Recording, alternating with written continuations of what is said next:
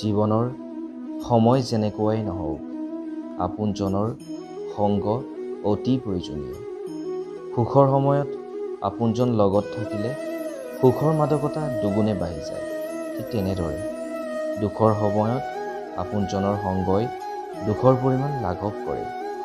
এটা মুহূৰ্তৰ বাবে কল্পনা কৰকচোন, এটা অচিনাকি পৰিৱেশত অচিন মানুহৰ মাজত আপোনাক অকলে থাকিবলৈ দিয়া হৈছে। তেনে পৰিৱেশত আপোনাৰ বাবে প্ৰতিটো পলেই অতি দীঘলীয়া হৈ পৰিব। আপোনাৰ বাবে জীয়াই থকাটো কষ্টকৰ হৈ পৰিব যেতিয়ালৈকে আপুনি এজন আপোন বুলিবলৈ লগ বিচাৰি নেপায়। এতিয়া প্ৰশ্ন হ'ল, আপোনাৰ আপোন কোন? আপোনাৰ লগত তেজৰ সম্পৰ্ক থকাজন আপোন নে আপোনাৰ শৈশৱৰ বন্ধুজন আপোন? নে আপোনাৰ সহকৰ্মীজন আপোনাৰ আপোন? নহয়, তেওঁলোক আপোনাৰ আপোন নহয়।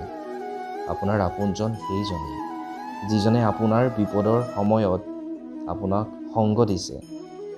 মনত ৰাখিব, আপোনজনৰ লগত আপুনি কেনেকৈ সময় কটালে সেয়া হিচাপ কৰিব নোৱাৰিব, কিন্তু অতিবাহিত কৰা সময়ে আপোনাৰ আপোনজনৰ পৰিচয় দি যাব।